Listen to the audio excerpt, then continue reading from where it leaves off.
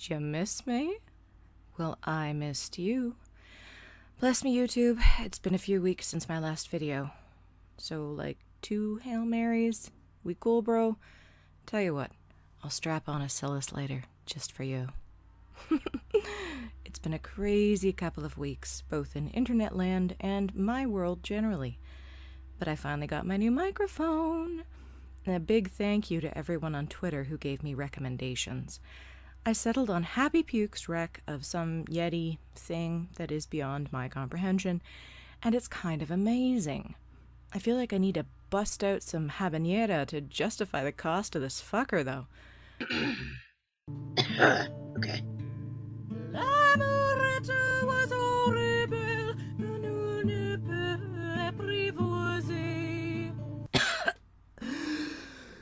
Red stripe. Somebody give me a red stripe. Oh, that's quite enough of that. Oof.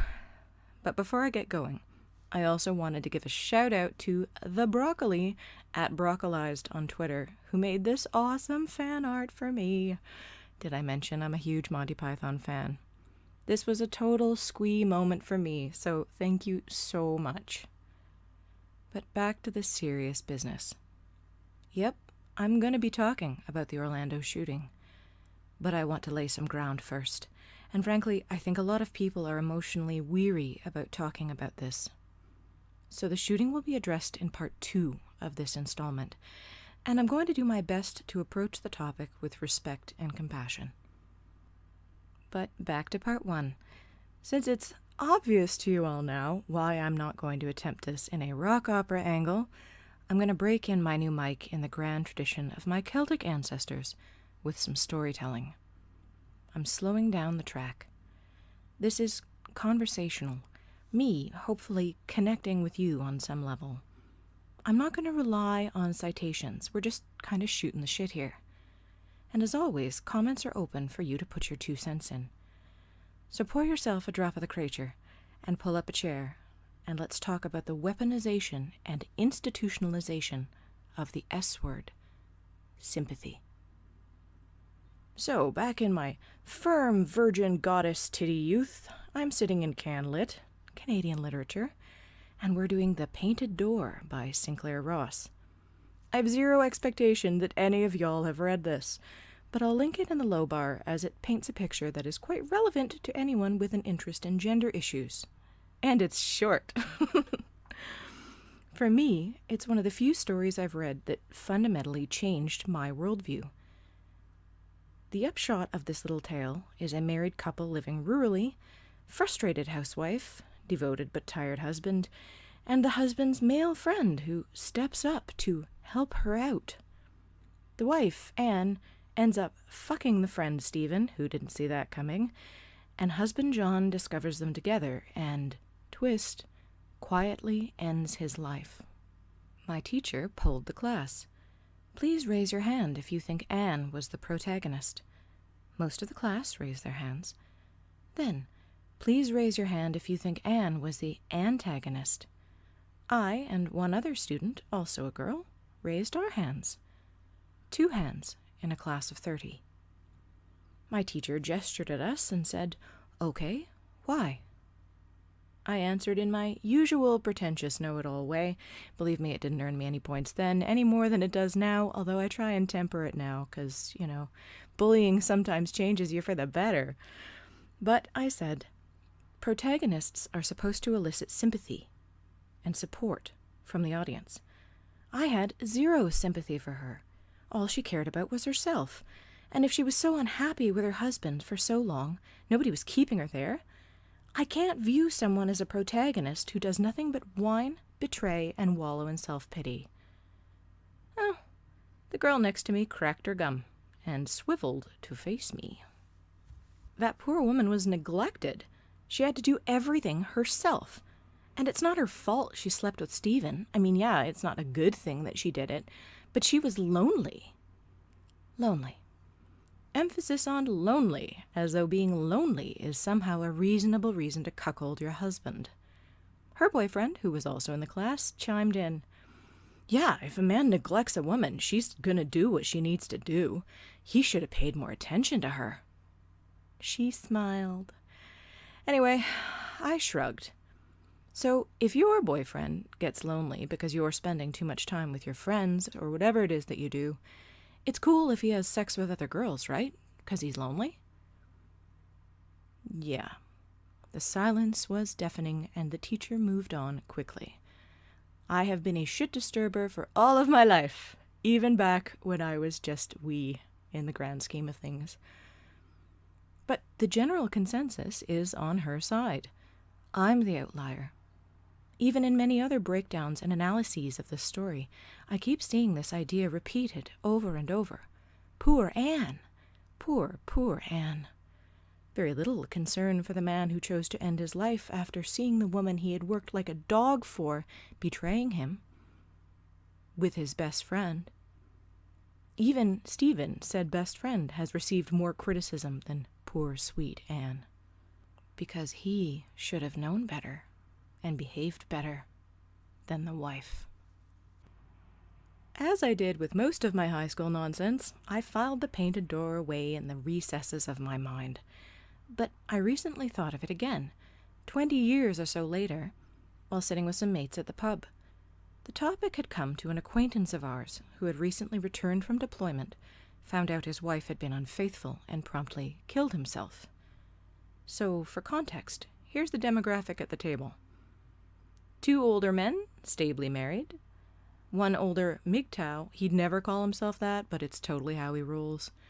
And me, who, despite being physically female, is kind of treated like a bro at this point. During the conversation, I began to observe that the wife's culpability in the whole thing was being avoided, studiously. Discussions of his weakness, his possible mental illness, but none of the grief around the betrayal by his wife that I am assuming prompted his suicide. And so he said in his suicide note. Curious and curiouser. I put my cider down, licked my lips, and said, what a cunt his wife was. There was a moment of uncomfortable silence. The MGTOW, however, chuckled quietly. The 2 married men shifted in their seats and looked away. I continued, again with the shit disturbing. She enjoyed all of these benefits of being married to a military man. She knew what being married to a military man entailed, but she chose to not only break her marriage vows, but embarrassed him as both a man and a soldier, and he chose to kill himself rather than try and put his life back together. After deployment. I hope she rots. One of the married men cleared his throat and offered, well, it's very hard being alone for so long. Maybe she didn't have any friends or family to help her. I replied, why do you think a woman needs help for the very comfortable life she chose? And what kind of help does spreading her legs give her exactly? These are strong, mature, accomplished men I respect. Yet even they are subject to giving sympathy to women even when one of our own takes his life out of being betrayed. And some say gynocentrism doesn't exist. But hang on, before you chuck me in the red pill dustbin of bigotry, I don't even think gynocentrism is a bad thing taken on its own. Women are physically weaker in aggregate. Women are often crippled by our biology from menstruation to pregnancy. Women consistently take more sick days. Women benefit from men, and men benefit from women. And there are some consistent good of society reasons why women and men are treated differently. That's why I don't believe equality is what we should be striving for. More like equity. There. I came out and said it. My ass does not chap when individual men do nice things for individual women. If it makes the men feel good, and it makes the women feel good, and they're doing this dance voluntarily, I got nothing to say. But I caution men to be really aware of whether or not they're being given reciprocal respect and compassion, and if they aren't, to be willing to lay down some boundaries quick smart. Paul Elam of A Voice for Men, who has a channel on YouTube titled An Ear for Men, explores the ways women manipulate men and how men can defend against it effectively. I'll link it in the low bar. One of the things I like about Paul is that I don't see him as tearing down women. He's trying to strengthen men and give y'all some tools. Big difference, at least to me. Because yes, women as a whole in Western society do rely on the sympathy of others in a legion of ways, some subtle and some obvious, but so many that it makes Blanche Dubois the Cassandra-esque truth-speaking prophet of our current generation. The question of whether women and men have differing allotments of empathy and sympathy is not new, and neither are the arguments surrounding gendered rights. Some people want to paint this picture that modern feminism is the savior and messiah. But if you go back to Socrates and the Republic, you can see that these questions and advocacy for equity were bandied about then as they are now. And Florence Nightingale, the Lady of the Lamp, the woman still held up in nursing as a figurehead of caregiving and femininity, once famously wrote, quote, "Women have no sympathy. I have never found one woman who has altered her life by one iota for me or my opinions." End quote. But if we're going to dive into the possible gendered differences, or that warm fuzzy feeling where you actually give a damn about other humans suffering, and how that feeling can be twisted as a means to manipulate you, I think it's useful to first define the terms. So, sympathy and empathy. Simply put, and I'm kind of smooshing it all together here, you're going to find different definitions, but for the purposes of this is what I'm using. Sympathy is the ability to personally relate with another's story of pain or loss, while empathy is the ability to show compassion for another's story of pain or loss without necessarily relating to it personally. Sympathy is more based in pathos, while empathy is more based in ethos and logos. Both women and men use sympathy as both a currency and a weapon.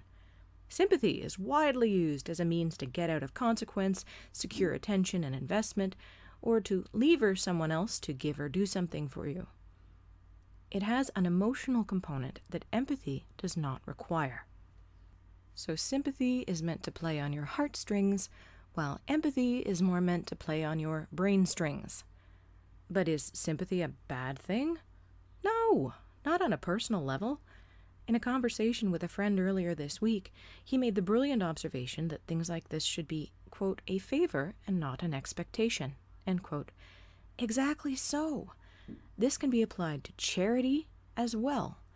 It is by its essence a choice based in personal feelings.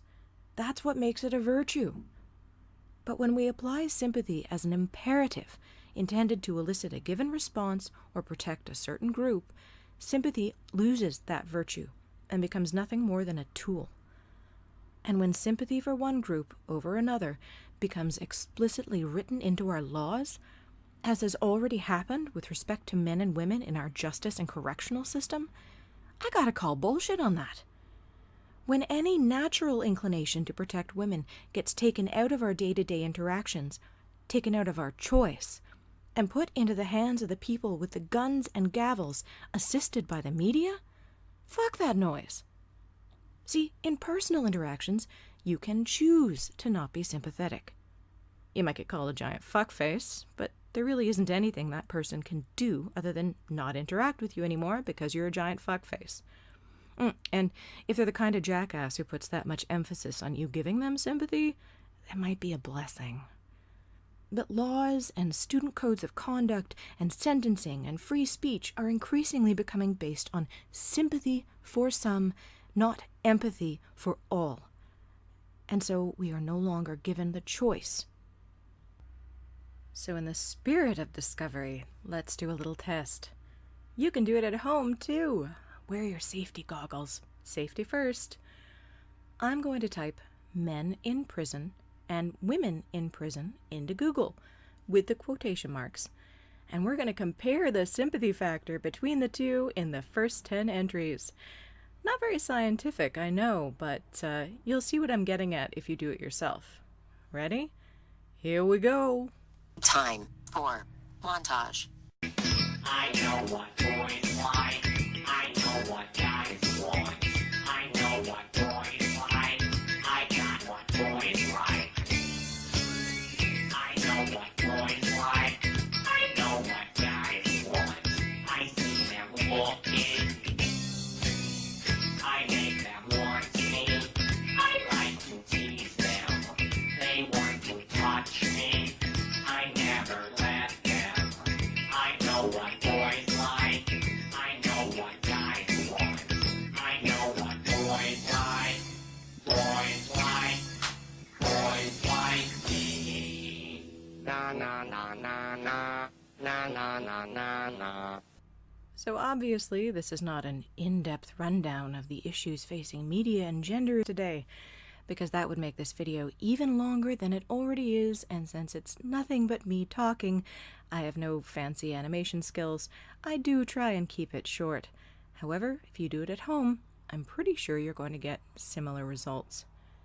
The Women in Prison articles address things like children and mental illness, and should these women even be in prison to begin with? The men's articles address gay sex, not necessarily rape, although two of them do point that out specifically, and thank goodness for that. But nothing about whether these men should be in prison to begin with for the same crimes. Yeah.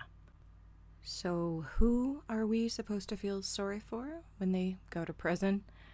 The women, not the men. Quelle surprise. I am not by nature an especially sympathetic person, which is to say I neither elicit it much in others, nor do I give it freely. I try to be fair and compassionate, but I am mostly unaffected by tears and pleased to my emotions. I've got a bit of cunty ice queen going on when it comes right down to it. So I hear, don't you care? An awful lot. Oh, honey, I care deeply. I just don't care the way you expect, nor the way that benefits you. Friday night was Cornhole League, then on Saturday... If I cared about what you do on the weekend, I'd stick a shotgun in my mouth and pull the trigger with my toes. Don't you care has become a weaponized insult in the same vein as calling someone a racist or misogynist or homophobe. It's just a way to try to nip the heels of the sheep with shame and guilt so they stay in the formation you want. But what if we all discarded the emotional woo and focused on the reality and objective truths, on empathy as it applies to everyone, and not simply sympathy for certain people, certain preferred people? I'll leave it at that for now. Part 2, the Orlando shooting, and how agenda reporting clouds basic unemotional truths. Institutionalized sympathy is not just applied to the rights of men versus the rights of women, but is spread, metastasized, to cover race and religion as well. But the effects are the same. Thank you for listening, and I hope you tune in to Part 2.